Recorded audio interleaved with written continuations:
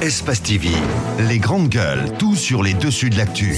Ahmed Camara, Zachary Milimono, Roby, Mohamed Djibril Camara, Moussa Moïsila, Lamine Girassi forment les grandes gueules. Bienvenue chez les GG en ce mercredi matin, mesdames et messieurs. Vous êtes sur Espace TV tous les soirs. Juste après le 22h, vous avez accès à cette émission avec toute l'équipe au complet. Vous êtes à l'étranger, vous voulez intervenir en direct dans cette émission. Nous avons un site internet, le www.espacefmguinée.info, le site sur lequel d'ailleurs vous pouvez retrouver l'intégralité de l'émission, vidéo comme audio aussi. Merci de rejoindre cette équipe. Si vous êtes en Guinée, vous êtes un abonné Orange, c'est très simple, GG au 8037. Avec plaisir, on va essayer de prendre en tout cas vos propos en compte dans cette émission.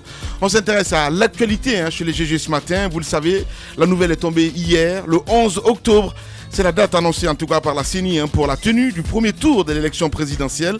Quant aux élections communales, Djibril le dit bien ce matin, elles auront lieu fin mars 2016. Ce chronogramme sonne aussi le glas d'un suspense autour de l'inversion donc de l'ordre des élections et confirme donc les craintes de l'opposition. Comment expliquer l'organisation de la présidentielle avant les communales? La question mérite d'être posée ce matin.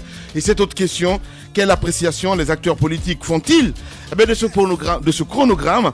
On s'intéresse là-dessus ce matin avec Étienne Soropogui, directeur adjoint donc des opérations du côté de la CENI, Albert Damantan Camara, un ancien qui revient chez les GG ce matin, porte-parole du gouvernement, et là c'est Loup-Dalen Diallo, Côte Selou qui va s'exprimer ce matin chez nous, et Côte Damaro, parce qu'il le dit qu'il faut que je la rappelle comme ça, il n'y a pas de problème. Toutes ces personnes vont intervenir ce matin chez les GG. Notre invitée ce matin, c'est une grande dame évidemment. Et c'est la ministre donc de l'Agriculture, bien nommée Madame Jacqueline Sultan, ministre de l'Agriculture, qui sera dans ce studio si tout va bien. L'agriculture, un secteur qui végète dans l'instabilité et vit au rythme des campagnes agricoles au bilan contrasté. Mais depuis quelques mois, ce secteur est placé sous la férule d'une femme de poigne qui tente tant bien que mal, en tout cas d'atteindre l'ambitieux objectif de l'autosuffisance alimentaire. On en parle ce matin, elle sera là dans ce studio si tout va bien en tout cas. Merci de rejoindre cette équipe. Bonjour Ahmed Camara. Bonjour Lamine. Bonjour à vous Tamba. Bonjour Lamine. Madame Yoroba, bonjour.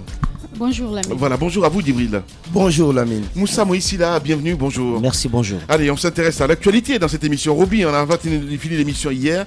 Vous avez des précisions par rapport au cas On a Junior. promis aux auditeurs hier, à la fin de cette émission, qu'on exhiberait les fameux arrêtés de l'association de ce grand bandit qu'on appelle Junior, qui a plusieurs identités, on ne sait plus lequel est vrai. Et donc l'arrêté est signé du ministère de l'Administration du Territoire et de la Décentralisation et du CEPROMA en 2012. Ce qui est intéressant, c'est que l'arrêté est accompagné d'un projet. Allez. Un projet. Bien, il n'y a pas de micro-cravate sur toi. Quand on a les papiers, on est un peu. Alors, Madame Hiro, merci de m'aider. D'un projet de lutte contre l'insécurité, le grand banditisme et le crime organisé. Alors, on parcourt le projet, un projet élaboré, un projet qui dit se substituer aux forces ou alors collaborer avec les forces de l'ordre dans la lutte contre l'insécurité en Guinée, avec pour objectif spécifique identifier les chefs de file des bandits par commune, installer des antennes de l'association dans les 5 communes de Conakry, faire des campagnes de sensibilisation à travers les chefs de file des gangs pour amener à l'abandon et au dépôt volontaire des armes détenues, insérer dans la vie socio-professionnelle des bandits reconvertis, créer un climat de confiance aux investisseurs étrangers et guinéens, rechercher les bandits responsables de vols, récupérer les objets volés et les rendre aux propriétaires, ce qui est un programme très ambitieux, assurer un climat de sécurité à la paisible population de Guinée, proposer une prime pour chaque arme. Alors, ce qui a le plus... Jusque-là, tout va bien. Jusque-là, tout va pas bien. Ça va pas parce que je parle un petit peu, une association de jeunes ne peut pas se substituer au rôle des forces de l'ordre. C'est grave. Mais ce qui est le plus marquant, c'est qu'on a un budget, et dans le budget, les mecs sont payés plus qu'un fonctionnaire guinéen. Ils demandent, par exemple ici, le matériel mobile, ou roulant ou à moteur, des véhicules tout-terrain Prado, des véhicules tout-terrain pick-up, moto tout-terrain, groupe électrogène de 3 kVA, en nombre de 30 ou de 3 kVA. c'était écrit 3 kVA ici. D'accord. Je lis ce qui est écrit dans le projet. Ouais. Groupe électrogène de 25 kVA, avec des sommes faramineuses. Donc, tout ça pour un montant de 1,841 milliard francs guinéens. D'accord. Juste en matériel. D'accord. Et les propositions salariales dans le projet, le président de l'association, certainement, c'est Junior, parce que c'est lui qui a monté le projet, un salaire par mois de 5 millions de francs guinéens. Le vice-président, 4,5 millions. Le secrétaire général, 4 millions. Les superviseurs ont 3,5 millions. Le trésorier à 3 millions. La secrétaire à 3 millions. Voilà. Donc, globalement... Moi, quand tu m'as montré ça avant de passer à l'antenne, ce qui m'a...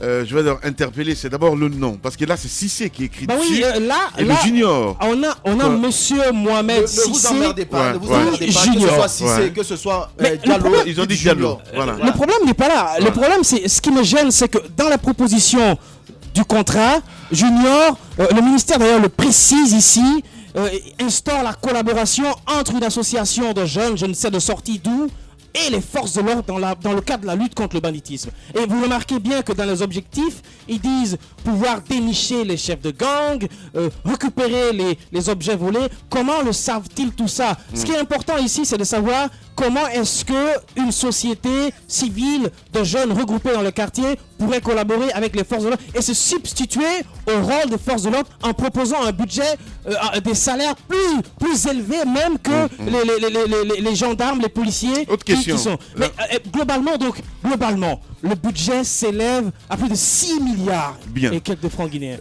L'autre question que j'ai envie de te poser, Roby, c'est de savoir, est-ce que, oui, c'est bien de faire des propositions, c'est bien d'avoir un projet comme ça, est-ce que le gouvernement s'est engagé, par exemple, à travailler avec ces gens-là? Vous avez écouté l'interview de Junior qui a dit... Vous avez été sur le terrain, vous avez mené votre enquête là-dessus. Absolument. Il est important, comme Moussa Moïse le fait dans ce studio, quand vous venez, qu'on vous pose des questions, parce que vous êtes le flic pour nous sur le terrain, une manière de savoir un petit peu, qu'est-ce que vous avez fait sur le terrain? Est-ce que vous êtes renseigné si il y a eu l'ordre de virement par rapport à ce projet? Qu'est-ce qui a été fait, Roby? Parce que c'est bien de monter tout ça. Si le gouvernement ne s'est pas engagé, pour moi c'est du pipeau. Ça n'a pas de sens. C'est pas une question. Parce que le projet était en cours d'étude.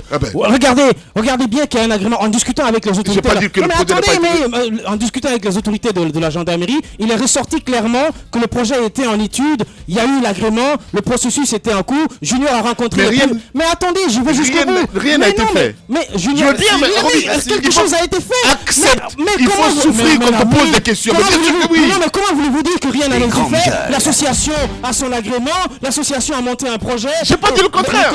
Je veux juste savoir maintenant l'engagement du gouvernement, l'engagement de l'État. Est-ce que l'État a fait quelque chose là-dessus? L'État commence à partir du moment où l'association a un agrément. Écoutez, Roby, je veux bien que tu n'ailles pas jusqu'au bout. Mais souffrez quand tu poses des questions, Roby, quand même. C'est à vous de souffrir. Alors, ce que je dis. Les copies de l'agrément ont été déposées à la présidence de la République, au secrétariat général 2 copies, au ministère de l'administration 1 copie, etc. et aux archives nationales.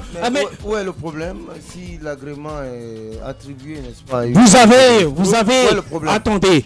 Attendez, je vous explique. Attendez, vous avez une association. Vous le contrariez. Je vais l'aider. Allez, on va s'écouter, les gars. On va s'écouter. Allez-y, Roby. Allez-y. Vous avez une association de jeunes de quartier qui s'organisent, qui disent pouvoir dénicher des bandits, qui disent pouvoir se substituer au rôle de force de l'ordre, et l'association introduit des documents au ministère de l'administration qui valide et qui monte un projet qui dépose au niveau des autorités, même si le budget n'a pas été, l'argent n'a pas été viré, mais on vous dit que le projet était en étude et que Junior lui-même dit qu'il a rencontré un certain nombre d'autorités par rapport à ce projet-là. Quand est-ce que ce projet devait être mis en exécution? On ne le sait pas. S'il n'avait pas été arrêté, s'il n'y avait pas eu tous ces problèmes. Non, mais attendez, le problème, vous pensez que c'est facile comme ça dans un pays que des jeunes en civil se disent, nous on peut jouer le rôle de la gendarme et de la police dans ce pays, nous on peut trouver les bandits. Je pense que dans un pays sérieux, l'autorité devrait plutôt être regardant et devrait pouvoir leur poser les questions. Comment faites-vous pour savoir qui sont les grands bandits? Menez beaucoup plus. C'est la question d'ailleurs que j'allais te poser. C'est la question que j'allais te poser parce que souvent il s'agit d'une sécurité. Il y a une phrase qui me revient depuis 2007, je n'ai pas entendu ça dire enquête de moralité. Suivez mon regard, Ahmed Camara. Bien évidemment, je me souviens. Voilà. Écoutez, je pense que l'État s'est fait tout simplement berner par ce groupe de jeunes avec à la tête Junior. Tout simplement, oui, je vous le dis tout simplement parce que ce monsieur qu'est-ce qu'il dit? Il dit qu'il est un indicateur au compte de la gendarmerie. Et que le président lui aurait demandé pour qui est-ce que vous voulez travailler, pour la police ou pour la gendarmerie. Et qu'il a choisi la gendarmerie. Alors, au-delà de tout cela, il se faisait passer pour un top. Il est entré dans la haute sphère de la sécurité en Guinée. Donc, il savait tout ce qui était mis en place pour sécuriser la ville de Conakry. Ouais. Il avait donc la possibilité de pouvoir contourner toutes les stratégies mises en place par nos forces de défense et de sécurité parce qu'il a réussi à avoir leur confiance. Comment? Je pense que à la tribune de la justice, ils pourront mieux s'expliquer. Mais moi, j'aimerais revenir sur l'interview que nous avons eue avec le commissaire, le porte-parole de la police. Le porte-parole de la police. Ouais. Moi, je veux poser la question à monsieur Balaye Cissé, qui est Balaye Cissé de l'escadron de Hamdalaye. D'accord. Qui est-ce qu'il a envoyé chercher Junior? Je veux une réponse à cela. Le peuple de Guinée veut une réponse. Mais le mieux, c'est d'appeler directement. Je veux demander au capitaine Mansaré, qui est allé, dit Bebeto, qui est allé prêter main forte à monsieur Balaye Cissé, de nous dire également qui est-ce qu'il a envoyé prêter main forte à monsieur Balaye. Je pense que la Guinée a besoin de savoir. C'est un tournant. Tout ce que Junior dit, nous ne disons pas que c'est de la réalité, mais comme Roby l'a dit hier, il va falloir prendre tout cela au sérieux pour savoir exactement ce qui se passait derrière nous. Parce que c'est ce que je vous dis. Est-ce que les autorités, les autorités chargées de garantir nos sécurités se sont eux-mêmes fait berner par Junior? On ne sait pas pour l'instant. Junior a-t-il profité entre guillemets de leur naïveté, de leur faiblesse, entre guillemets? Je pense qu'aujourd'hui il y a beaucoup d'explications à donner. Ça ne veut pas forcément dire qu'ils sont responsables des faits qui leur sont reprochés par ce grand bandit comme on l'appelle, mais tout simplement il faut chercher à comprendre, est-ce que eux-mêmes ils se sont pas fait berner par ce monsieur qui a profité tout simplement de leur naïveté pour installer sa stratégie à Conakry. Et aujourd'hui il faut signaler, même pas à Conakry seulement, en Guinée, il faut signaler qu'il avait un véritable réseau et il a réussi à ancrer ce réseau en Guinée, en Côte d'Ivoire et même au Libéria. Voilà, on va essayer de joindre simultanément dans un instant Elia Seloudan Diallo, Albert Damantan Camara, Mohamed Damaro aussi, Amadou Damaro plutôt, voilà, qui doit intervenir dans cette émission ce matin. Allez-y, monsieur Tamba. Voilà, moi, ce qui m'étonne et qui peut même me fâcher dans cette situation, c'est que l'État n'ait pas eu un œil regardant sur un tel projet. J'ai lu en partie ici les objectifs de cette association qu'a créée Junior. A priori, il n'y a pas de problème. C'est une association d'accompagnement. Oui, écoutez-moi, donc... Permettez que je finisse. Allez-y, monsieur. Lorsque vous déposez, s'il vous plaît, une demande d'agrément, on étudie les objectifs pour lesquels vous créez votre association. Lisez les objectifs qui sont là, vous comprendrez qu'accompagner les forces de l'ordre dans le cadre de la lutte contre l'insécurité n'est en aucun cas un problème. Ça, c'est des objectifs.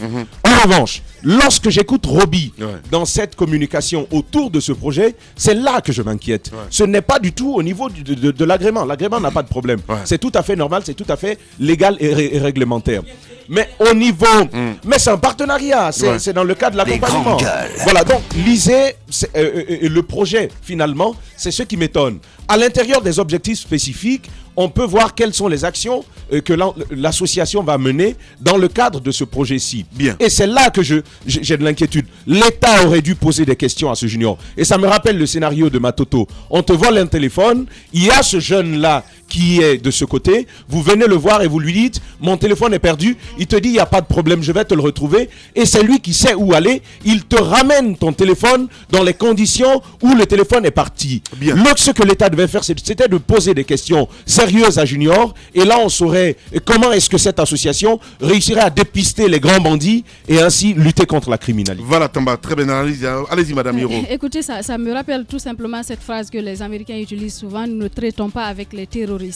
Mais si en Guinée, nous nous permettons, parce que je suppose que Junior n'est pas sorti de nulle part pour venir parler avec les responsables, les autorités guinéennes. Certainement, il y a eu des antécédents, certainement, ils ont connu cet homme.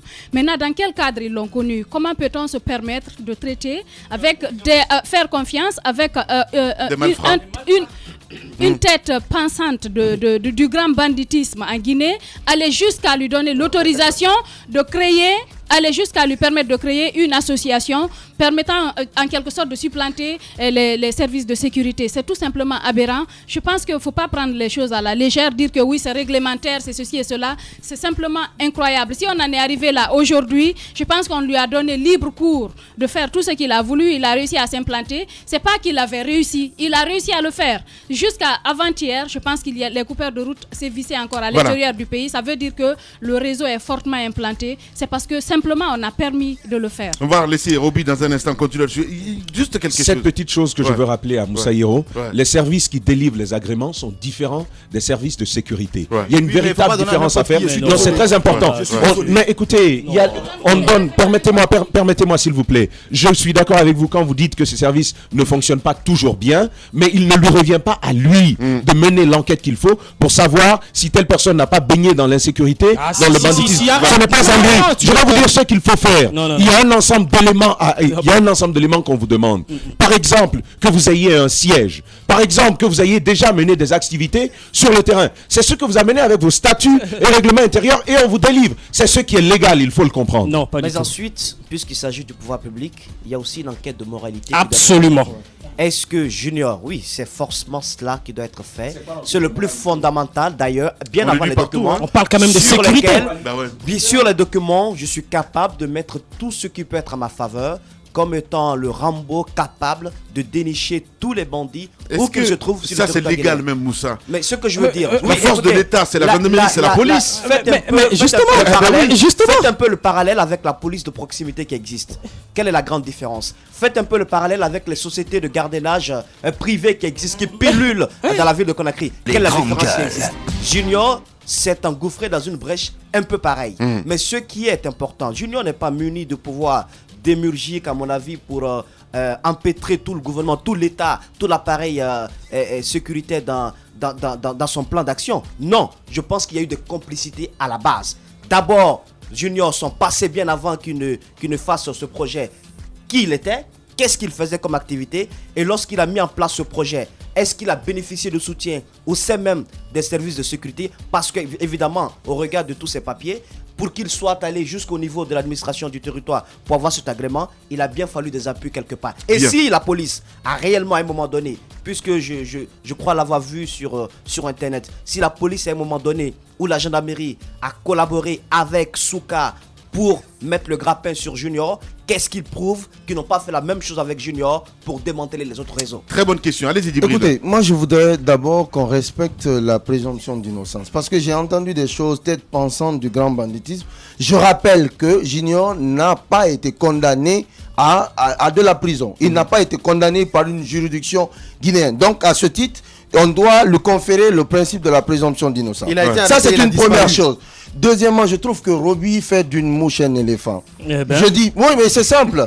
Non, écoutez, on ne peut pas faire ce mauvais procès d'intention à l'administration qui attribue un agrément à une structure qui veut accompagner les services de sécurité dans le cadre de la sécurisation du pays. Je pense qu'il n'y a pas feu au lac, il n'y a pas péril à la demeure. Ce n'est pas un problème. Le problème, c'est quoi? C'est qu'il faut, lorsqu'on attribue des agréments à une telle structure, qui sont jugés, à de telles structures qui sont jugées être d'utilité publique, il faut un encadrement juridique.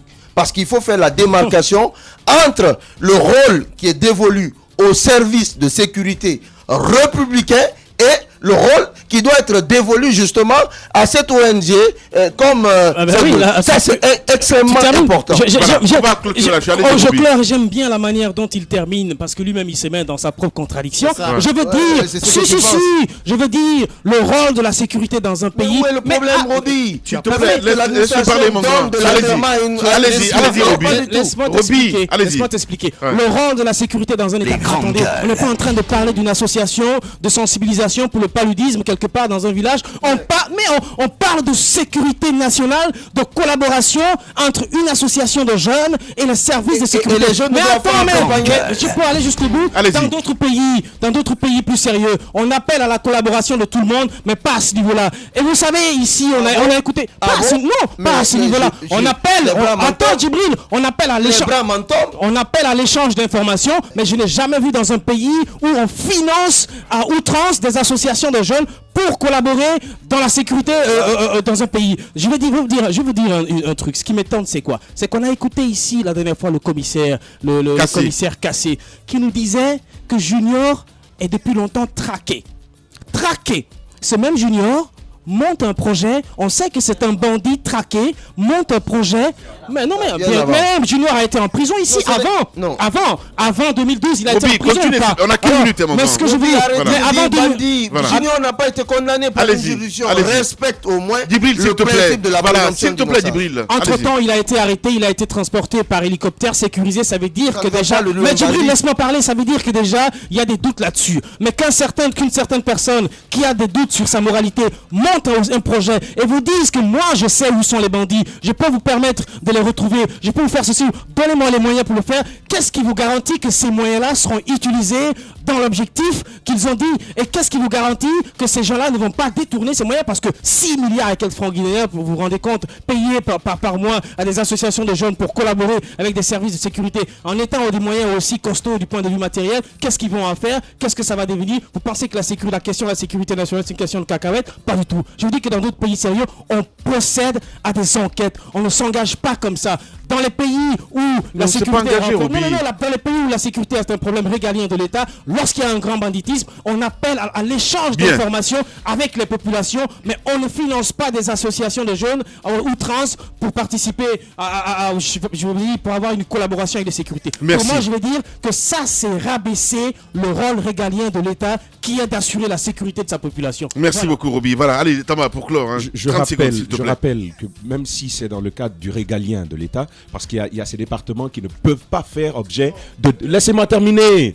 Il y a de ces départements qui ne peuvent pas faire objet de délégation. C'est par exemple la diplomatie, l'État doit gérer la diplomatie. C'est par exemple la sécurité, l'État ne peut pas déléguer son rôle à qui que ce soit. Mais l'État peut coopérer. Ouais. Mais dans le cadre de ce projet, dans le cadre de ce projet-là, on observe bien que cette association jouerait pleinement le rôle des services de sécurité. Et ce serait une délégation. C'est là que je ne suis pas du tout d'accord. Mais qu'on me dise enquête de moralité, c'est quoi une enquête de moralité? Comprenons les termes. Une enquête de moralité, lorsque tu vas demander un agrément, on va se déplacer, aller vérifier. Jusque là où tu dis avoir un siège, on va le vérifier. Mais on ne va pas dire, non mais laissez-moi dire, dans le cadre d'une association, on n'entre pas dans ton histoire de vie pour savoir est-ce qu'il a été... Non, ce n'est pas comme ça la justice vous délivre les documents qu'il faut. Merci beaucoup, Tamba. Allez, Moussa, pour clore, vous passez le micro s'il vous plaît, c'est plus facile à contrôler après, voilà. Rapidement pour dire une chose, Junior avait été arrêté une première fois. Et selon les informations, il n'a fait que 2 jours en prison, 2 jours. Qui l'a libéré? Qui l'a libéré?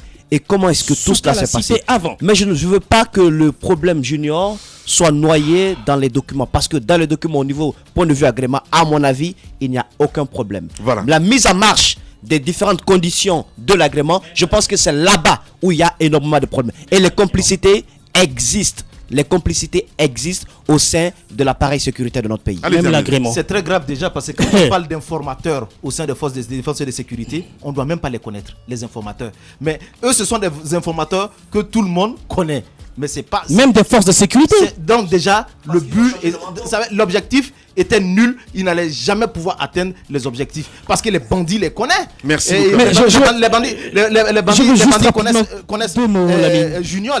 Tous ces bandits dont ils parlent le connaissent d'ailleurs. Donc je pense que déjà, c'est là où ils ont noyé. Le fait de dire déjà que nous, on va faire ceci. Quand on va voler, on va les chercher. Ils sont déjà connus par ces bandits. Donc ils ne peuvent pas être des informateurs pour la gendarmerie. On va revenir dans un instant. Juste un petit mot pour dire qu'aujourd'hui, quand vous allez au ministère de l'administration, aujourd'hui, quand vous allez au MATAP, mais attendez, aujourd'hui, quand vous allez. Je ne suis pas un informateur, je suis un gendarme. Écoutez, vous allez au MATAP, vous avez un projet. Vous avez un projet politique, vous n'avez pas l'agrément, parce qu'aujourd'hui, la politique, c'est l'épine dans les pieds de tout le monde. Bien. Mais quand vous avez un projet dans la sécurité, on ne pose pas de problème. Merci beaucoup, Roby. Pourtant, la question de la sécurité est drastique dans un État. Bienvenue chez les GG. 9h, 10h30 sur Radio Espace Guinée. Retrouvez les grandes gueules ou le débat citoyen sur la radio d'opinion. Savoir et comprendre l'actualité. On va revenir dans un instant, mesdames et messieurs, entre autres avec évidemment notre invitée ce matin, Madame Jacqueline Sultan, ministre de la Culture, qui sera notre invitée ce matin. On parle d'élections aussi. Le 11 octobre, c'est la date, en tout cas annoncée par la CENI pour la tenue du premier tour de l'élection présidentielle dans notre pays. On en parle ce matin successivement chez les GG. Vous allez avoir Étienne Soropogui, le directeur adjoint des opérations du côté de la CENI, Albert Damantin Camara, porte-parole du gouvernement, et là c'est Loudanen Diallo qui nous allons appeler aussi, et Amadou Damaro Camara, président du groupe parlementaire RPG Arc-en-Ciel, qui est très dur ces derniers temps. Et puis on va essayer de s'intéresser aussi à la HAC, Haute Autorité de Communication. Ça grince de ce côté. Oui, Martine Bomba Condé, elle est devenue maintenant présidente de cette HAC. On en parle ce matin. Et l'affaire Madame Boireau sous les dérives de Junior, oui, on en a parlé il y a un instant. Et d'autres nouvelles viendront à tout ceci pour votre plaisir, mesdames et messieurs. Une pause du côté de la réclame, ça dure 3 minutes sur Espace TV et on revient dans un instant. Politiciens véreux, fonctionnaires corrompus, promoteurs immobiliers voyous, justice passive. La Guinée devient-elle mafieuse ? Les grandes gueules d'Adafo Média ne lavent pas plus blanc, mais vous permettent de défendre votre pays en vous informant. Avec les grandes gueules d'Adafo Média, dénoncez les turpitudes, nous garantissons le secret des sources. Envoyez vos documents à espacefmguinée.info, rubrique Contact. Les grandes gueules d'Adafo Média ou le socle de la liberté d'expression en Guinée. 9h, 10h30 sur Radio Espace Guinée, retrouvez les grandes gueules ou le débat citoyen sur la radio d'opinion. Savoir et comprendre l'actualité. Les grandes gueules. Tout sur les dessous de l'actu. Ici, l'actu rime avec liberté de ton sur Radio Espace. À la réalisation, les doubles Diaby, Bidia, voilà, dans ce studio. On nous informe, dernière information, demain, la ministre sera avec nous dans ce studio, voilà, et on va parler cette date, désormais, voilà, le 11 octobre, c'est la date, en tout cas annoncée par la CENI, pour la tenue du premier tour de l'élection présidentielle. Eh bien, quant au communal, elles auront bien lieu fin mars 2016. Ce chronogramme sonne ainsi le glas d'un suspense autour de l'inversion de l'ordre des élections et confirme donc les craintes de l'opposition. Successivement, dans notre émission ce matin, nous allons joindre Étienne Soropogui, directeur adjoint des opérations du côté de la CENI, Albert Damantin Camara, que nous allons joindre dans un instant. Il est le porte-parole du gouvernement. Koto Selou aussi, depuis Dakar, va intervenir dans cette émission. Et Amadou Damaro Camara, président du groupe parlementaire RPG Arc-en-Ciel. Voilà. On va essayer de faire lecture de quelques SMS avant de continuer l'émission, mon cher Djibril. Beaucoup de réactions ce matin des auditeurs. Je donne raison à Roby. L'État n'a pas été sage en délivrant l'agrément à un civil pour aider dans la lutte contre l'insécurité. Et bien voilà, ça c'est un auditeur, le message n'est pas signé. Cet autre message dit, les GG dites à cette association qu'elle n'aboutira pas. Je ne comprends pas ce qu'il veut dire. Moi, je suis un des leaders d'une association, un des quartiers. Qu'est-ce qu'il veut dire? Je ne comprends pas. Les grandes gueules signées, un tel projet n'engage en rien dans un quelconque paiement d'une part de l'État. Voilà. L'auditeur n'a pas signé donc le message. Commandant Barry qui réagit ce matin, qui dit bonjour les GG. Toutes les qu'est-ce qu'il veut dire? Toutes les mafias du monde ont des sociétés écrans. Qui les permettent de masquer leur sale besogne. C'est que Junior a essayé de faire. Voilà, au moins c'est signé. Aboubakar Diallo, le Congolais qui n'est pas avec nous ce matin, qui réagit en direct dans l'émission. Lamine, c'est que dit Roby est très important. Permettez-lui d'aller au bout de son exposé. C'est très grave pour un État qui se compromet ainsi en voulant pactiser donc avec le diable. Comment comprendre que toutes les autorités étaient sur le point de courber l'échine devant... Oh là, il est à Bakar, allez, voilà. On y va là-dessus. On parle des élections ce matin. Moussa Moïsila, vous avez appris cette date comme tout le monde d'ailleurs, mon cher ami. Oui, avant cette date, il y a eu d'abord une forte rumeur. Encore une fois en Guinée, on vient de confirmer que les rumeurs sont des vérités. Ouais. Les rumeurs sont fondées, on en parlait dans une émission de Politiquement Correct. Ouais. Le juriste m'avait dit, ah non mais c'est trop vite en besogne et tout ça. Et nous avions eu un commissaire de la CENI qui nous a dit non, c'est pas possible qu'on le fasse. Maintenant que c'est fait, je pense qu'il y a lieu de se poser un certain nombre de questions. Est-ce qu'il y a un ordre de priorité pour les élections communales et la présidentielle? Comment est-ce qu'on aboutit à tout cela? Parce que du côté de Kindia, nous avons eu des informations concordantes comme quoi il y avait une énorme pression sur les commissaires du côté de Kindia pour bien entendu sortir un chronogramme qui ferait que les communales viennent après les présidentielles. Voilà, Est-ce que nous avons Moïse. cette scène indépendante? Bien, Voilà. nous avons en direct Albert Damantin Camara. Les grandes gueules.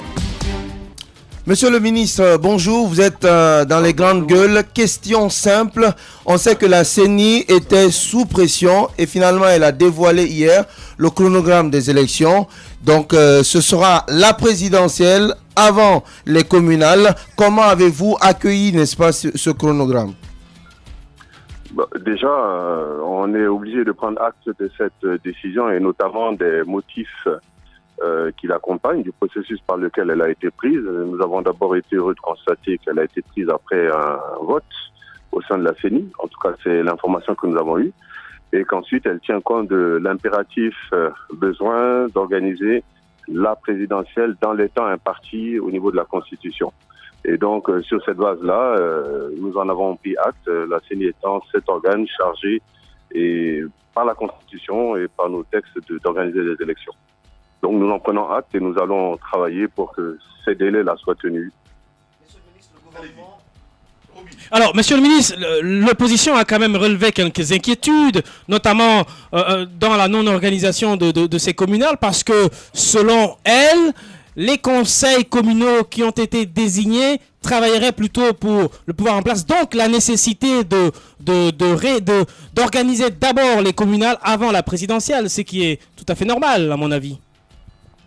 Oui, c'est une observation de l'opposition, mais quant à l'influence des conseils communaux, je me demande à quel niveau elle peut se faire, dès l'instant où les conseils communaux n'ont rien à voir dans l'organisation de l'élection. Ça, c'est un, en tout cas d'un point de vue pratique. Ensuite, je crois que si on parle des délégations spéciales, parce que je crois que c'est de ça que l'opposition parle, il y en a une vingtaine sur plus de 340. Donc l'effet est notamment minime. Ouais. Mais la question ne se pose pas en ces termes. La question, c'est de savoir est-ce qu'on peut pratiquement organiser les communales et tenir les délais de la présidentielle. Et je crois que c'est à cette question, la majorité des commissaires de la CENI a répondu par la négative et a donc décidé d'organiser la présidentielle. Donc, encore une fois, pour une conséquence qui est minime, il serait dangereux de mettre en péril les délais constitutionnels d'organisation de la présidentielle. Et je vous signale que c'est tellement important que lorsque vous regardez toutes les dépêches qui ont été reprises au niveau international sur cette décision de la CENI, le seul élément que les gens reprennent, c'est Guinée, la date des élections présidentielles est fixée. C'est pour vous dire à quel point c'est important non seulement pour nous, mais également pour tous nos partenariats internationaux et la représentativité légitime de la Guinée au niveau mondial. Ouais. Madame alors, monsieur le ministre, ce qui est quand même étonnant, ce qui saute aux yeux, c'est ce revirement de dernière minute parce que on avait promis quand même d'organiser ces élections avant fin 2014 et on avait récemment reçu également un commissaire ici qui avait promis que ces élections communales, bien entendu, se tiendraient avant juin 2015. Comment expliquez-vous ce revirement de dernière minute? Je ne l'explique pas. Ça, je pense que c'est à la CENI qu'il faut le demander. C'est eux qui ont pris cet engagement. S'ils l'ont pris, parce que je ne me souviens pas avoir entendu qu'ils avaient pris l'engagement d'organiser ça avant fin 2014, mais je fais confiance à votre mémoire, à vous. Mais nous sommes tenus de respecter ce qui est organisé. Oui, c'est-à-dire que c'est toujours la même question qui revient. Qui a cette responsabilité, c'est la CENI. Comment nous, on peut faire pour influer là-dessus? Si on se mêle de quelque manière que ce soit, on va être accusé, et ça sera d'ailleurs illégitime, de nous organiser, nous immixer dans les prérogatives de totale indépendance de la CENI. Je crois qu'un certain nombre d'éléments ont été soulevés. Il faut les analyser froidement. Le temps qu'on perd à polémiquer sur est-ce qu'on fait les communales avant ou la présidentielle après, quelles que les promesses ont été tenues, on devrait consacrer ce temps et ces ressources-là à organiser une élection présidentielle transparente de manière à ce qu'au moins après cela, on ne soit pas encore en train de discuter sur la légitimité du futur président. Voilà, Albert Damantin Camara, porte-parole du gouvernement, en direct ce matin sur les GG Tamba. Alors, monsieur le ministre, ce qui me préoccupe, moi, c'est la symbolique démocratique qui se dégage de cette annonce-là. On sait que les délégations spéciales ont un mandat arrivé à terme depuis plusieurs moments déjà, donc ne reflétant pas la volonté populaire, ne reflétant plus la volonté populaire. Deux questions, comment faire en sorte, et d'après vous, comment voyez-vous le résultat de la présidentielle refléter la volonté populaire, c'est la première question, et comment faire en sorte que la confiance qui n'existe plus entre vous et l'opposition puisse exister dans un tel contexte-là?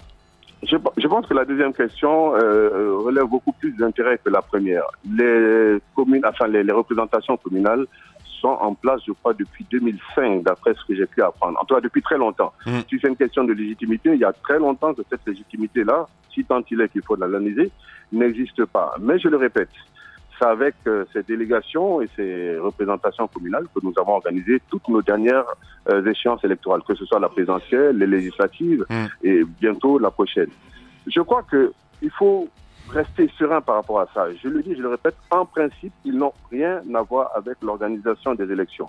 Donc, mais une fois que ça s'est posé, quel est l'intérêt à vouloir poser ça comme un élément fondamental? La question est-ce qu'on prend le risque d'avoir un président qui est illégitime à partir d'une certaine date, ou est-ce qu'on prend le risque de continuer avec ces délégations spéciales, ces représentations communales qui nous ont accompagnés jusqu'à présent, quitte à les régulariser à ce moment-là, au moment où la date viendra? Peut-être qu'en juillet 2016, c'est loin, peut-être qu'on peut rapprocher ça. Justement. Mais toujours est-il que si c'était pas si grave que ça, j'aurais envie de dire que de deux mots, il faut choisir le moindre. Voilà. Je pense qu'il est plus grave, comme dirait Damaro, d'avoir des maires illégitimes qu'un président illégitime. Alors, monsieur le ministre, si les délégations spéciales avaient leur mandat expiré bien avant votre prise de pouvoir, vous n'avez fait que continuer donc dans cette illégalité. Vous aurez pu quand même redresser la barre. Et en même temps, vous ne faites pas de parallèle entre le rôle que ces délégations spéciales peuvent jouer dans la présidentielle, quand on sait que l'administration reste toujours assez politisée. C'est bien la crainte de l'opposition guinéenne. Oui, non, on peut concevoir que l'opposition soit craintive par rapport à ça, d'autant plus que la plupart de ces leaders d'opposition ont effectivement fonctionné comme ça pendant plusieurs années avant que nous on vienne nos affaires. Donc une administration politisée, c'est pas nouveau. Maintenant, justement, on a mis une CENI pour faire de telle sorte que, quelle que soit la politisation de l'administration, elle n'ait pas d'influence sur l'élection présidentielle. Je crois que ça, c'est un élément trop important et que les gens ont tendance à oublier. Vous savez, nous sommes loin d'avoir une démocratie parfaite. Je le conçois. Maintenant, nous avons des outils qui sont à notre disposition, que nous sommes obligés d'utiliser. Alors, utilisons-les de la manière la plus efficace possible. Et je pense que les polémiques qui ne vont rien apporter de nouveau sur l'amélioration de notre système démocratique n'ont pas lieu d'être. Les gens ont raison de s'inquiéter. Maintenant, faisons de telle sorte que justement, les représentations communales qui existent aient effectivement le moins d'influence possible sur les élections qui viennent. Et je pense que c'est à ça qu'on devrait travailler. Voilà, Ahmed Kamara. Alors, vous disiez à l'instant que les partenaires sont tout à fait d'accord ou encore ils sont dans la même logique que la... Je n'ai pas dit ça. Non, parce que vous avez dit tout de suite que oui, ça rassure les partenaires. Ça les rassure, tout cela. Mais on sait qu'il y avait un accord, il y a un accord qui existe qui dit qu'il fallait organiser les élections communales avant les présidentielles. Et ces accords n'ont pas été respectés par le pouvoir en place. Et on parle de crise de confiance entre l'opposition... C'est pas le pouvoir en place, c'est pas le pouvoir qui a pris la décision d'organiser les communales avant, c'est la CENI. Oui, mais il y a quand même... Vous n'allez pas nous dire qu'il n'y a pas eu une influence quelconque. Monsieur le porte-parole du gouvernement. Monsieur le porte-parole du gouvernement. Il y a juste quelques jours, le président annonçait que les présidentielles vont se tenir au mois d'octobre. Alors, qu'est-ce que vous en dites? Oui, parce qu'il est obligé, sinon il n'est plus légitime. Il faut bien qu'il l'annonce. De la CENI, bien avant l'annonce de la CENI. On a l'impression que la CENI a été au centre d'une bataille de pression. Et on sait que le président de la République ne voulait pas entendre parler des communales avant la présidentielle. Et dans cette bataille de pression, on a l'impression que c'est le pouvoir qui a plutôt remporté la bataille. Oui, mais alors, essayez de ne pas faire de vos impressions des réalités concrètes et des affirmations sans aucun moyen de les contredire. Je pense que vous êtes effectivement des analyses politiques. Les faits sont têtus, les commentaires sont libres. En attendant d'avoir la preuve que nous avons obligé la CENI à organiser les présidentielles avant les communales, prenez la peine de nous accorder le bénéfice du doute. Ouais, ce qui est intriguant, je peux répondre s'il vous plaît. Allez-y. Je crois que même l'opposition n'a aucun problème avec la date d'octobre. Pour ça, ils ont même félicité la fixation de la date de la présidentielle. Donc le problème de la présidentielle ne se pose pas en tant que tel. La question, c'est de savoir est-ce qu'on fait le communal avant. Ouais. Mais ce qui est intriguant, ce n'est pas possible. Ouais, ce qui est intriguant, c'est cette question d'Ahmed Kamara, savoir que le président avait déjà donné la couleur, que les élections, en tout cas, auront lieu au mois d'octobre. Quelle analyse faites-vous de ça? N'importe qui prend un calendrier aujourd'hui, vous prenez une calculette, vous faites des calculs très simples pour savoir si les délais pour que notre président continue à rester légitime cette année, vous verrez que ça nous amène au mois d'octobre. Voilà. On ne peut pas faire autrement, sinon si on ne respecte pas ces délais, on arrive au moment où on élit le président, où il n'est plus légitime. C'est aussi simple que ça. Voilà, monsieur Albert Dramantin Camara. En tout cas, grand merci d'avoir accepté notre invitation ce matin. Merci beaucoup. Merci beaucoup. Allez, on va continuer notre émission dans un instant. Mohamed, quand tu veux. C'est le dernier dialogue que nous allons appeler. En tout cas, si ça passe, il n'y a pas de problème là-dessus. C'est une patate chaude quand même, Moussa Moïse. C'est une énorme patate chaude. Ouais. Moi, dans un point de vue assez restreint, je suis d'accord avec le porte-parole du gouvernement quand il parle du fait que les délégations spéciales avaient déjà leur mandat expiré, mais de la manière dont ces délégations spéciales ont été dissoutes, je pense que la procédure légale a été violée par le pouvoir en place, qui a aussi continué dans cette même violation de nos textes. Parce qu'aujourd'hui, ces délégations spéciales existent bel et bien. Maintenant, au niveau du délai légal qui était de 6 mois, aujourd'hui nous en sommes à plusieurs années, la délégation spéciale existe. Et au-delà de tout, ce qui est aussi assez aberrant, c'est que bien avant que cette information, ce chronogramme ne soit officiel, les médias, tout le monde avait déjà appris qu'il y avait une énorme pression sur la CENI pour que les élections communales soient organisées après la présidentielle. La crainte aujourd'hui, l'énorme crainte que moi je peux avoir en tant que citoyen, ce sont les troubles qui peuvent naître après cela. Il fallait qu'on pense à ces conséquences. Il fallait également que la CENI, pour une fois, puisse agir de manière transparente et indépendante, mais je pense que ça a été raté. Non, mais vous êtes surpris que cela soit le cas, je suis vraiment désolé. Et d'abord, il faut se souvenir que le président avait annoncé la date du mois d'octobre comme étant date possible pour la tenue de l'élection présidentielle. Oui, ça c'est pas trop grave. Et quelques jours plus tard, hasard du calendrier, la CENI annonce que le premier tour de la présidentielle aura lieu le 11 octobre. Ça veut dire, Lamine, clairement que cette CENI est sous pression, elle est téléguidée, c'est le pouvoir qui l'actionne, et aujourd'hui, on a affaire à une CENI qui n'est pas du tout indépendante. Et ça, c'est la faute à la fois du pouvoir, mais aussi de l'opposition. Je veux dire, dans un État, toutes les institutions ont une énergie coercitive. On ne peut pas me dire qu'une élection est plus importante que l'autre. Je ne peux pas être d'accord. Non, mais arrêtez. Non, c'est le principe de la démocratie. Arrêtez, c'est le principe de la démocratie. Non, mais arrêtez, c'est le principe de la démocratie même qui le dit. Aujourd'hui, on semble être attaché à l'organisation, à la date d'une présidentielle, alors que le processus était déjà faussé depuis le début. Les élections législatives ont été organisées quand on n'a pas respecté le calendrier à ce moment-là. Les élections communales ne sont pas organisées à date. Je vais dire aujourd'hui, s'il y a les moyens, s'il y a les moyens d'organiser des présidentielles en octobre, cela n'empêche pas que l'État crée les moyens d'organiser les communales avant la présidentielle. Je pense que c'est possible. Merci beaucoup, Roby. Allez, on va revenir dans un instant, mesdames et messieurs. On continue notre émission. Continuez à réagir. GG au 8037, le site de la radio, le www.espacefmguinée.info. Sinon, l'autre numéro de téléphone, le 00224 657 39 13 13. On marque une pause et puis on revient dans un instant sur Espace TV.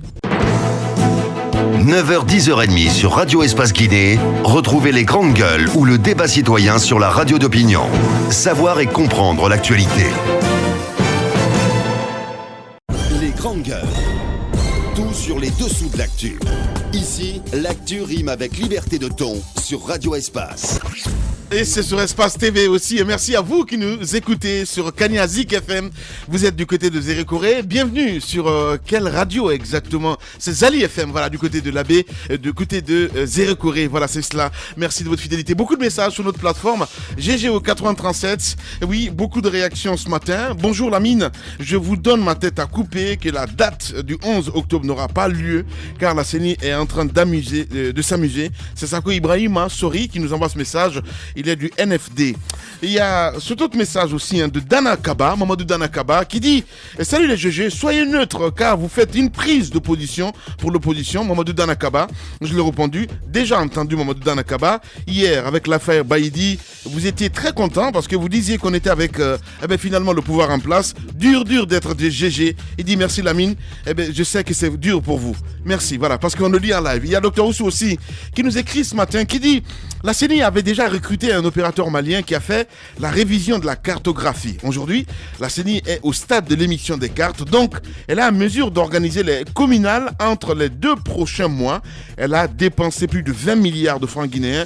Elle veut jeter à l'eau pour respecter donc la volonté du gouvernement. Aucune loi ne les autorise à inverser l'ordre des élections. Le pays est dans la merde et c'est dommage. Honorable Dr Oussou donc qui nous envoie ce message en direct dans cette émission ce matin. On va essayer de partir du côté de Dakar, d'où nous attend entend Kotoselou qui va intervenir dans un instant, Ahmed Camara. Ça swing, hein. Écoutez, quand il y a des accords entre des responsables politiques, je pense que la meilleure des choses, c'est de respecter ces accords. Aujourd'hui, on parle tous de crise de confiance entre dans la classe politique. De toutes les façons, il ne peut jamais y avoir la confiance en 100%. Ce n'est pas seul, ça, c'est pas propre à la Guinée, ça, c'est partout dans le monde. Mais le minimum de confiance, il faut qu'il y ait le minimum de confiance. Alors, quand il y a des accords et que ces accords ne peuvent pas être respectés, ça ne sert à rien alors de faire des accords. Alors, je pense que ça va être la débandade pour la classe politique en général. Est-ce qu'il reste clair? C'est que ce que je veux rappeler aujourd'hui, la CENI a bien écouté. Même tout de suite, le porte-parole du gouvernement vient de le dire. Ce n'est pas nous, c'est la CENI. Donc aujourd'hui, tout appartient à la CENI. Peut-on laisser cette CENI mettre le feu au pays? De toutes les façons, ce ne sont pas des enfants, ce sont des responsables. Écoutez, la plupart, ils ont l'âge soit des premiers fils de la famille ou bien de nos papas. Dans la majorité, ils ont l'âge de nos papas. Donc nous sommes en train de parler à nos papas. Ils ont la responsabilité de ce pays aujourd'hui. Non, il y a nos petits frères aussi, on ne sait jamais. C'est important, d'accord.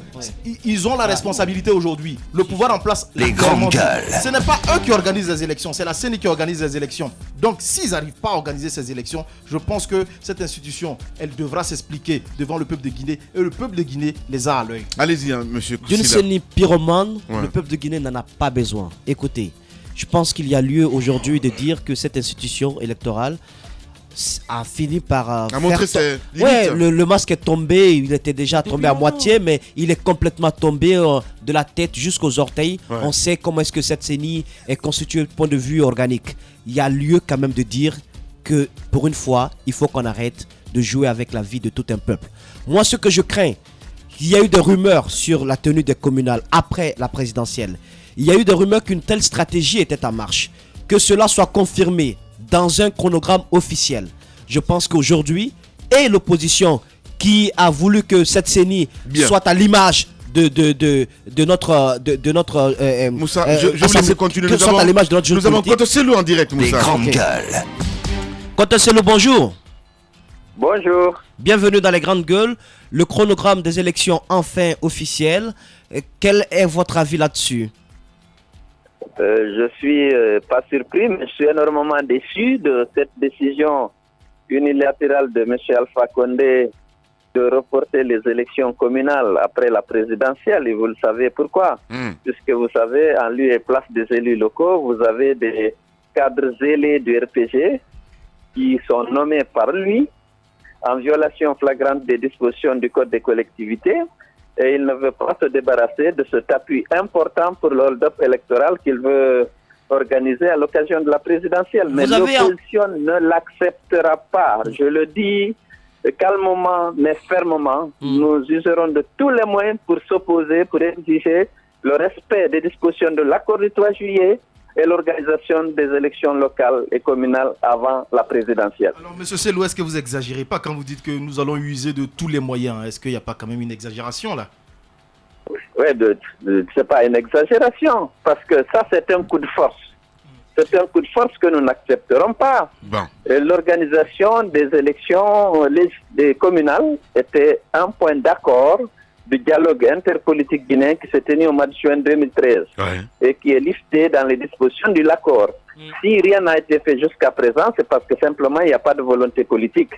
Sinon, tout le monde sait que depuis les législatives, la CENI s'est attelée, avec tous les défauts qu'on lui connaît, à préparer l'organisation des élections communales. Et tout est prêt. On a dépensé 2 millions de dollars pour cette préparation avec la société malienne qui s'est chargé de la correction des anomalies et du redécoupage électoral. C'était tout ça par rapport aux élections communales. Lorsqu'on dit qu'il n'y a pas d'opérateur, c'est absolument faux. La société malienne a été recrutée pour ça, elle a été payée pour ça. Gemalto est chargé d'organiser la présidentielle et la société malienne de M. Dambélé était chargé de procéder aux corrections des anomalies à la préparation des communales. Voilà, dites-nous Koto, qu'est-ce qui dérange en ce qui concerne cette date? C'est plutôt la présidentielle avant, la communale avant les élections. Qu'est-ce qui dérange finalement à la fin du compte? Parce qu'on prévoit les élections communales le 10 juillet, hein, c'est bien cela pour l'année prochaine. Qu'est-ce qui dérange? Les élus locaux sont des acteurs majeurs du processus électoral.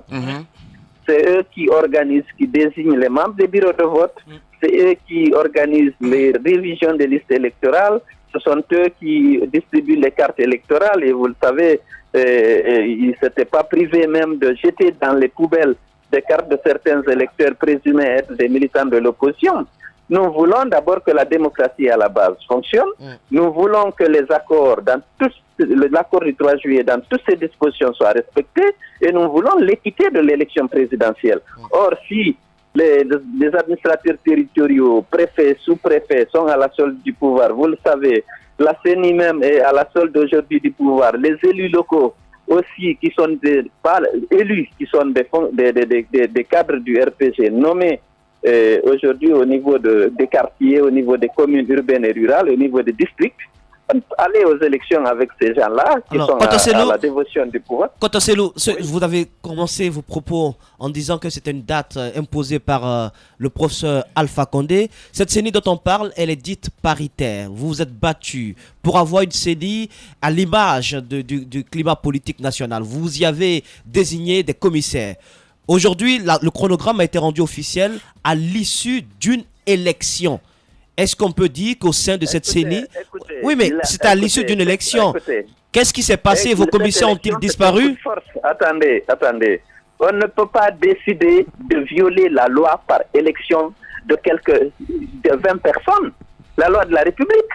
On ne peut pas décider de violer l'accord politique parce que quelques commissaires se retrouvaient et que la majorité d'entre eux ont décidé de le faire.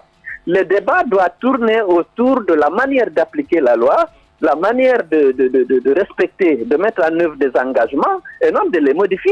La CENI n'a pas la compétence pour changer le calendrier, pour saboter la démocratie à la base et pour maintenir des cadres du RPG nommés à leur poste alors qu'ils doivent être élus. Il y avait des gens élus sur place. On aurait dû laisser les gens là continuer jusqu'à ce qu'on soit à même d'organiser des élections. Pourquoi Alpha les a remplacés? Est-ce que c'est de la compétence de CENI de décider de ne pas faire des élections communales?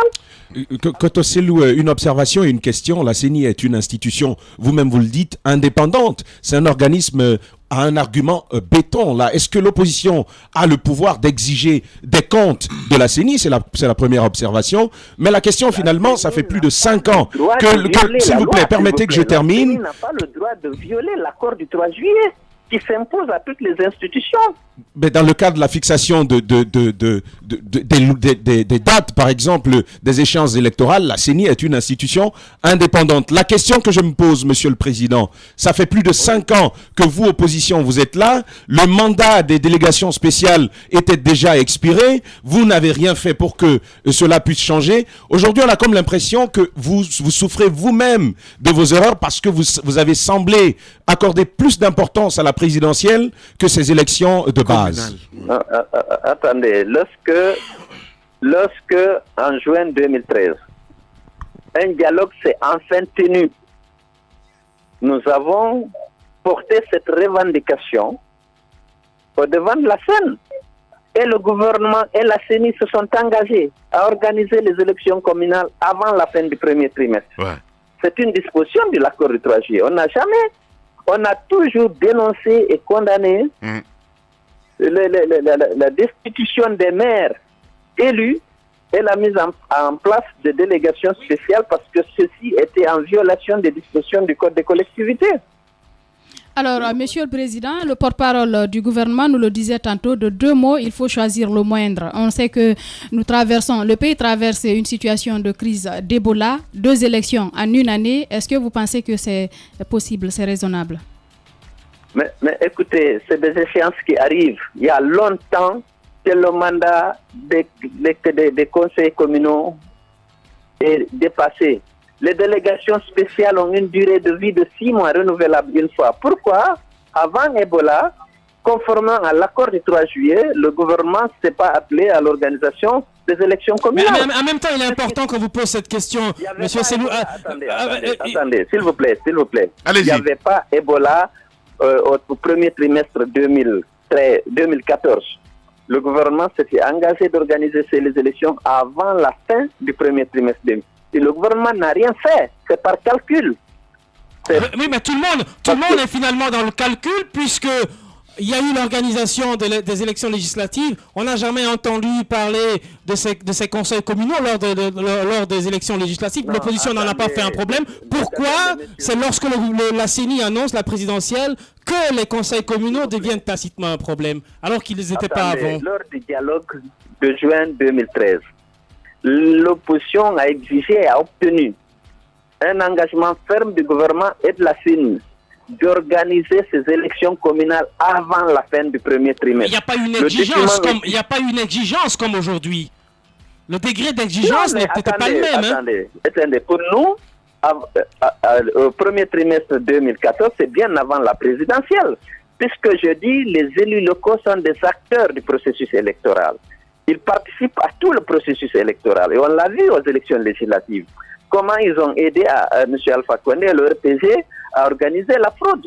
Aujourd'hui, nous voulons avoir au moins des élus réellement élus ayant la légitimité nécessaire pour diriger nos collectivités à la base. Bien. Si le gouvernement a refusé de mettre en œuvre cette disposition de l'accord du 3 juillet depuis janvier 2014, après, lorsqu'on s'est retrouvé aussi aux journées du dialogue de juillet 2014, on a rappelé ça et le gouvernement et la CENI sont engagés de le faire avant la fin de l'année 2014. Rien n'a été fait parce qu'il y a pas la volonté politique et on veut se servir de ces délégations spéciales et de ces chefs de quartier nommés qui sont tous issus du RPG pour organiser le hold-up électoral. Voilà, Kotoselou en direct ce matin chez les juges d'Ibril.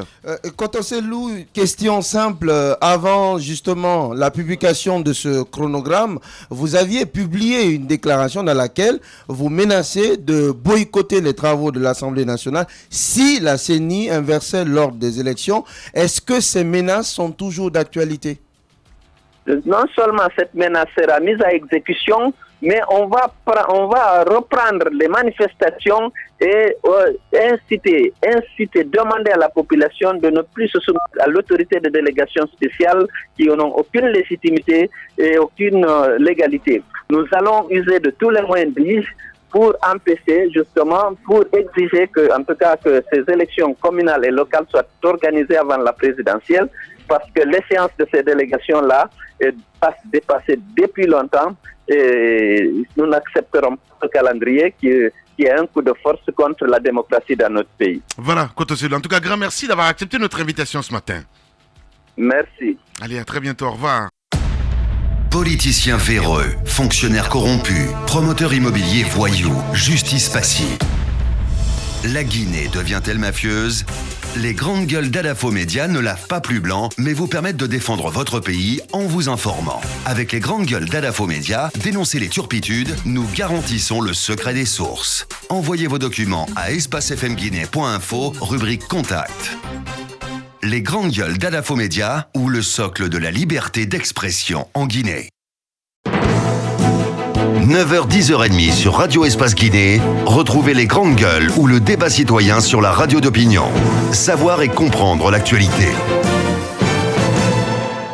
Nous repartons sur le terrain. On va essayer d'appeler un Koto Damaro qui va intervenir dans cette émission dans un instant.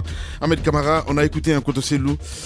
Ça se sent dans la manière de parler de l'homme. On sent qu'il est vraiment en colère. Mais aujourd'hui, moi je lui ai tout dit, est-ce que c'était pas une exagération quand il disait qu'ils vont user de tous les moyens? Je veux quand même qu'on essaie de mettre la barre un peu, voilà, il faut quand même limiter. Au-delà de tout cela, je pense que ce qu'il a dit, c'est ce que j'ai signalé ici tout de suite. Il y a des accords, quand même il faut respecter ces accords. La CENI aussi n'a pas le droit de violer ces accords, même si c'est une institution indépendante. Oui, elle est indépendante, mais pas en violant les lois, en respectant bien évidemment les lois. En ce moment, elle devient indépendante. Si elle ne respecte pas les lois, elle ne sera pas indépendante. Mais voilà, je pense que tout ce que Selou Dalein dit aujourd'hui, quand il parle même de désobéissance, en demandant à ses militants de ne plus respecter les délégations communales, mais finalement on donne raison à ceux qui ont refusé de siéger au niveau de l'Assemblée nationale. Je vais parler du PEDN. Voilà. Allez, nous partons sur le terrain. Koto Damaro en direct chez les GG. Koto, bonjour. Non, pas Koto, c'est Koro. Eh ben voilà, ça commence bien. Koro Damaro, bonjour. Bonjour. Comment Bien, ça va? ça va très bien, bienvenue chez les GG. On vous voit très amer et très provocateur ces derniers temps sur Internet. Finalement, à la fin du compte, on s'intéresse à cette date, le 11 octobre 2015, les élections présidentielles en Guinée-Conakry. Qu'est-ce que ça vous inspire? Bon, écoutez, je viens d'écouter mon très cher ami, comme vous l'appelez, Koto Selou, voilà. Voici, c'est ça son problème. Il est toujours dehors. Il est toujours représenté par des gens dont le poids politique sur le terrain se situe quelque part entre l'insignifiant et le rien du tout. Eh bien. Ils ont fait une déclaration hier pour quitter l'atelier. Ils n'ont même pas écouté le reste du programme. Il vient de dire que les élus ou les nommés, comme il veut les appeler, à la base, sont impliqués dans tout le processus. Bien. Eh bien non, il y a même une direction de la transparence maintenant qui va jusqu'à exclure les chefs de quartier dans la distribution des cartes d'électeurs. Il y aura des comités de distribution paritaires entre nous, la mouvance, et l'opposition. Voilà, on s'intéresse à cette date, Koro Damaro. Voilà, c'est très important parce que à lire un petit peu vos déclarations sur Internet, Albert Lamantin Camara, nous l'avons eu avant vous, eh bien, il est revenu un petit peu sur ces déclarations à dire vaut mieux avoir, en tout cas, les élus.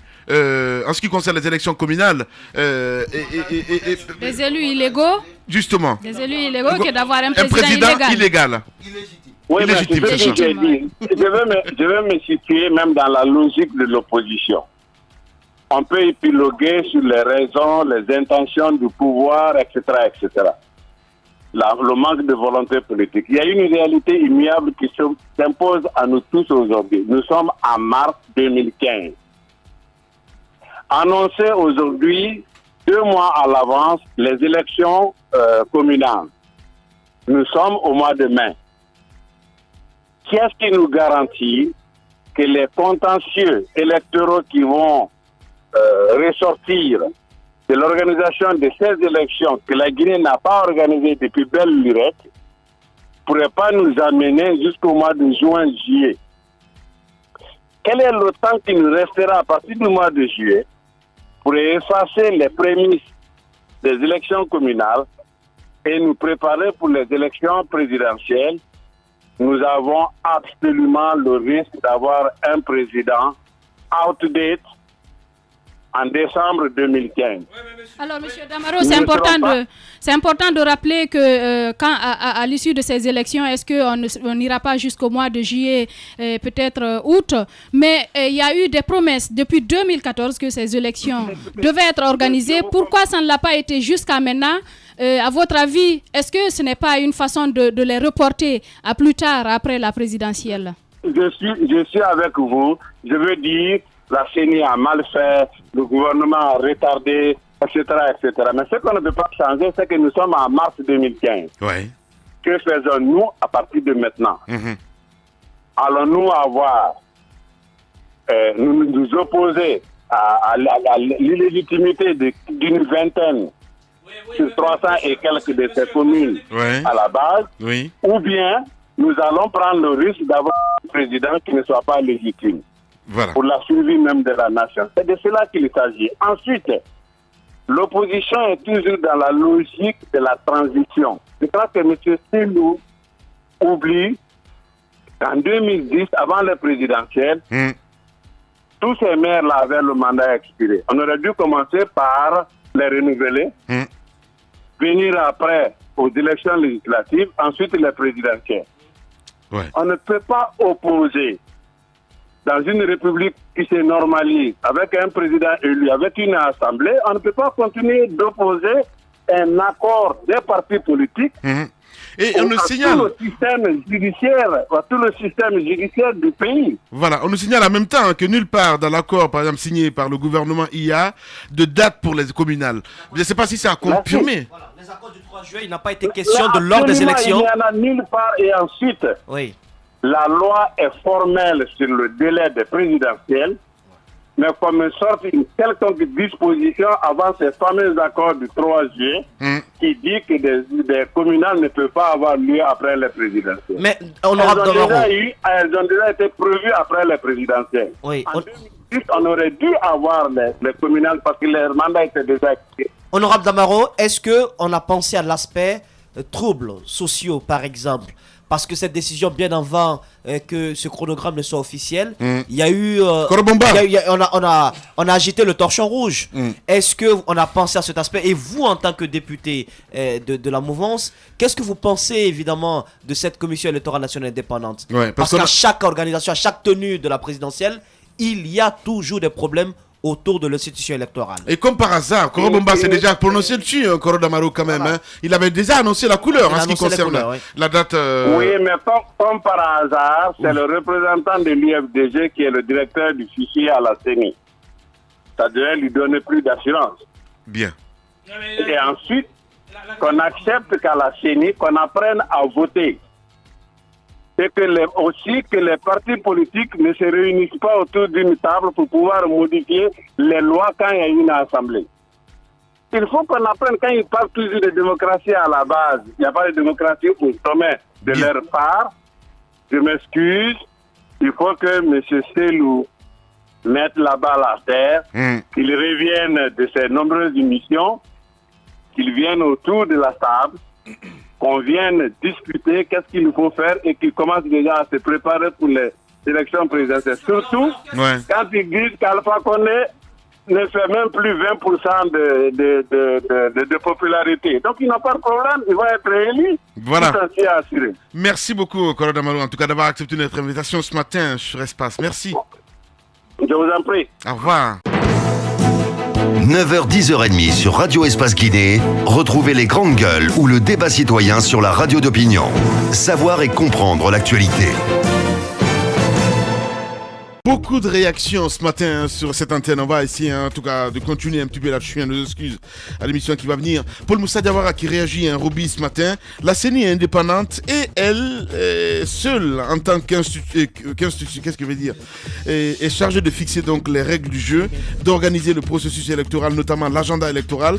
Donc la décision de la CENI n'engage nullement pas le président Alpha Condé. Mais en même temps, je voudrais dire à toutes ces personnes qui mettent au-dessus la CENI indépendante, le pouvoir en place ne s'implique pas, de penser quand même à la paix dans ce pays-là. Je pense qu'à un moment donné, lorsqu'on ne s'entend pas, les accords certainement n'ont pas prévu de date, mais à un moment donné, il faut mettre le peuple de Guinée au devant de tout ça. Je suis bien d'accord que les politiques aiment bien les tirer la couverture sur eux, mais quand il y a un problème politique majeur comme ça, qui est susceptible de créer des troubles, je demande à tous ces acteurs-là de laisser leur argument de part et de prendre en compte la responsabilité qui est la leur de préserver la paix dans ce pays-là. Parce que l'opposition annonce qu'elle va se retirer du processus électoral, qu'elle va se retirer de l'Assemblée nationale. Le pouvoir en place jubile en disant que lorsque vous quittez, vous allez laisser la chaise vide. Ça nous laisse un boulevard. Mais ce boulevard qu'ils vont laisser, ça va nous conduire à quoi? Il faut quand même pas occulter le fait que cette opposition-là a des partisans ici en Guinée. Et ces partisans-là, ce sont les Guinéens. Lorsqu'ils vont les appeler à des manifestations, c'est des nouvelles violences qui vont naître dans notre pays. On va parler bientôt de blessés, on va parler bientôt de morts, on va parler bientôt de casse. On ne sera même plus dans le débat d'une organisation présidentielle. On sera en train de résoudre des problèmes qui vont aller au-delà de la présidentielle. Je pense qu'il faut quand même un peu de responsabilité quand on est à un niveau de gestion de ce pays, c'est de regarder aussi comment je peux contribuer à ce que la paix soit instaurée dans mon pays, mais pas toujours comment je peux gagner la bataille face à mon adversaire. Franchement, c'est un ange ce matin, Roby. Je vous assure, mais bien sûr, attendez. La paix dans un pays ne doit pas être subordonnée aux desiderata des uns et des autres. Je pense que force doit rester à la loi. Bon, on va revenir tout à l'heure. Voilà, Étienne, bonjour. C'est mieux. Oui, bonjour Lamine, bonjour les amis. Alors, bienvenue dans cette émission. Monsieur Soropogui, vous étiez du côté de Kindia. Vous avez fait 5 jours de ce côté pour plancher en tout cas sur ces 2 dates que vous nous avez obtenues finalement hier. Des dates qui ne plaisent pas forcément. Comment en est-on arrivé là? Mais écoutez, je voudrais rectifier avant l'entame de mes propos pour dire que j'interviens ici à ma qualité de commissaire de la République et non en ma qualité de directeur de quoi que ce soit. Ceci étant, je voudrais dire ici que nous avons été influencés au niveau de nos travaux à Kindia par une main extérieure. Je crois qu'il faut le dire clairement. Nous avions des suspicions au départ de Conakry qui se sont confirmées quand nous sommes arrivés à Kindia. Bon, naturellement, qui a amené des clashs entre les commissaires, je crois qu'il faut le dire. Et je crois qu'il n'est pas bien que le pouvoir continue, au regard des règles de jeu démocratiques définies, à s'immiscer dans les prérogatives de la CENI. Je crois que c'est contraire à notre constitution, c'est contraire à nos lois. Ce que je veux dire, nous avions un schéma que nous avons défini tout au long de l'année 2014. Le schéma était de faire en sorte que nous allions aux élections communales. Nous avons fait plusieurs missions qui ont coûté aux contribuables guinéens beaucoup d'argent. Nous avons recruté un opérateur qui a travaillé à l'amélioration du fichier électoral, qui a travaillé à l'amélioration de la cartographie. Aujourd'hui, nous sommes à un niveau où tout est presque prêt, parce que le niveau se trouve à la production des cartes. Subitement, et ça c'est il n'y a même pas 2 semaines, on nous fait ressortir un certain nombre d'arguments aussi farfelus les uns que les autres, malheureusement pour dire qu'on ne peut pas organiser ces élections communales. Je suis en train de dire qu'il y a eu des accords. Je rappelle que les accords politiques font partie de l'arsenal juridique en matière électorale. C'est important. Vous pouvez vous renseigner auprès de tous les experts électoraux. Un accord, quand les grandes personnes, comme l'a dit quelqu'un parmi vous, s'asseyent et décident de faire quelque chose, ça s'impose à eux. On ne change pas en cours de route. Et malheureusement, aujourd'hui, nous sommes dans un schéma où on aurait pu organiser les élections juste 2 mois après, faire en sorte que les élus locaux puissent être changés, parce que c'est une élection qu'on n'a pas faite en Guinée depuis longtemps. La Constitution prévoit que c'est la CENI qui organise les élections en Guinée. Bien. Alors, on sait que M. Soropogui, ça a chauffé du côté de Kindia jusqu'à 3h du matin lundi. Vous étiez en plénière pour essayer finalement de trouver un terrain d'entente. Il a fallu passer au vote. Mais pourquoi vous n'avez pas pu... Normalement, vous pouvez empêcher qu'il y ait ce vote. Pourquoi vous ne l'avez pas fait? Bon, écoutez, le vote fait partie de dispositions prévues au niveau de notre règlement intérieur. Quand nous avons décidé de décliner les aspects techniques dans le cadre de l'organisation de ces élections, il faut dire que les arguments qui avaient prévalu au départ, c'était d'interpeller l'article 19 qui dit que on doit réviser une liste avant d'aller à une élection. Mais il se trouve que, c'est vrai que cet article existe, mais c'est vrai qu'au départ, il y avait les accords qui prévoyaient que ces élections-ci, notamment les élections communales, doivent se faire sur la base du fichier rectifié. Voilà, Étienne Soropogui en direct. Djibril, dernière question. Étienne, vous parlez de main noire. Quelle est cette main noire? Est-ce que cette décision d'inverser l'ordre des élections a été téléguidée ou influencée par le pouvoir? Mais bon, vous savez, c'est visible, personne n'est naïf, et ça saute aux yeux. Je crois que vous savez qui l'a fait. Mais je voudrais simplement vous donner la déclinaison des activités que nous avons menées et qui aboutit à ce chronogramme du 11 octobre. Finalement, étant en minorité, nous avons accepté le principe que de faire l'enrôlement, la révision électorale avant d'aller aux 2 élections. Donc nous avons pris l'opération de révision comme étant le tronc commun aux 2 élections. Ouais. Et l'opération de révision qui commence du recrutement des opérateurs jusqu'à la production des cartes nous amenait pour les 2 élections à la date du 11 octobre. Un clair, Étienne, parce que là vous êtes flou ce matin. La question de Djibril est de savoir, est-ce que vous avez été influencé par le président Alpha Condé? Moi, qui a influencé moi? Ben non, je parle de la CENI, évidemment, la date. Vous avez dit tout ce qui ça ne saute pas aux yeux. Vous êtes chez les GG, vous êtes une grande gueule, Étienne Soropogui. Allons droit au but, mon grand. Je sais que je n'ai pas été influencé, maintenant vous demandez... Voilà. Étienne Soropogui, cette influence sur le terrain, comment ça s'est matérialisé? Des coups de téléphone, il y avait des chèques, des enveloppes, Comment ça s'est Moi, passé? je crois qu'il faut poser la question aux commissaires qui portaient ce projet, s'ils ont été influencés ou pas. Moi, je suis contre ce projet parce que j'estimais que techniquement, il est possible d'organiser des élections sur la base du fichier tel qu'il est aujourd'hui. Ouais, mais si on devait reviser. En même temps, il se contredit, Étienne, parce que quand il dit que nous avons été influencés, Étienne, je ne comprends rien dans ce matin. Il y a eu de l'influence. De l'institution en général. Voilà, de l'institution en général. Comment? C'est ça. De l'influence. Oui. Je dis, l'institution a été influencée parce que tout simplement, le schéma que nous nous sommes fixés depuis 2014 était de faire les élections communales avant. Et nous avons fait la toute dernière mission, c'était en janvier 2015 là, pour améliorer la cartographie. Et moi, je sens que mes collègues qui portaient ce projet étaient extrêmement gênés de nous regarder en face parce qu'effectivement, le discours qui était là au départ, c'est trouvé totalement inversé. Oui, mais Étienne, c'est bien de parler d'influence sans être d'ailleurs précis là-dessus. Ce qui est important de savoir aujourd'hui, c'est qu'il y a quand même une élection avant que la CENI n'établisse ce chronogramme. Est-ce que c'est cette forme d'influence dont vous parlez ou alors une influence extérieure? Précisez-nous exactement la nature de l'influence dont vous parlez. Une influence extérieure. De la part de qui alors? Mais non, mais vous avez l'habitude de voir ça. Non, on n'a pas l'habitude de voir ça. On n'est pas de la CENI. On n'est pas de la CENI pour voir ça. Vous étiez à l'intérieur. Vous êtes un membre actif de la CENI. On sait très bien dans quel climat cette rencontre s'est passée. Vous êtes même arrivé aux invectives parfois.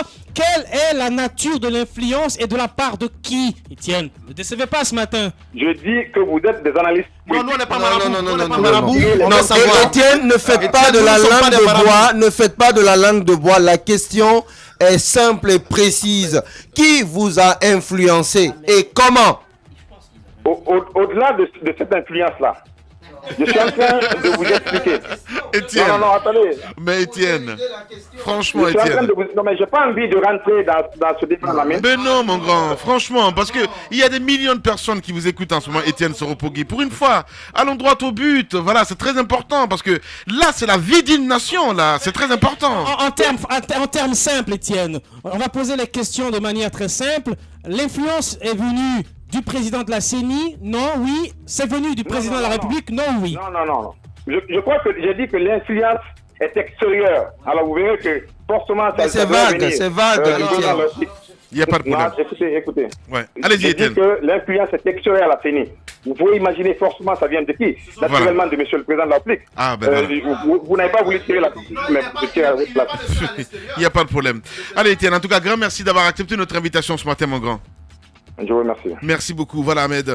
On a écouté Étienne Soropogui. Oui, il nous dit que l'influence vient de l'extérieur. Le président de la République n'est pas le seul à l'extérieur. Mais il a précisé. Non, il a précisé à quel moment. À la dernière minute. Non, je pense que ce n'est pas normal.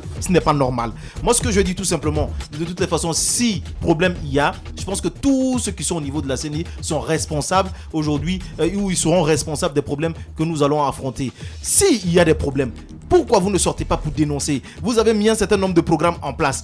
Le président, à la dernière minute, vient pour changer cette procédure. Il va falloir qu'il vous donne des explications claires. Si les explications sont claires, ok. Si c'est pas clair, quel est le rôle que vous allez jouer? Alors dénoncer, si vous ne pouvez pas, puisque c'est l'avenir de la nation, claquez carrément la porte. Je pense tout simplement qu'ils sont tous d'accord qu'on organise des élections le 11 octobre. Non, c'est comme ça que moi je son analyse, voilà, son opinion. Analyse. Voilà. Et voilà, je pense que finalement, tout le monde doit respecter. Voilà, allez-y, monsieur.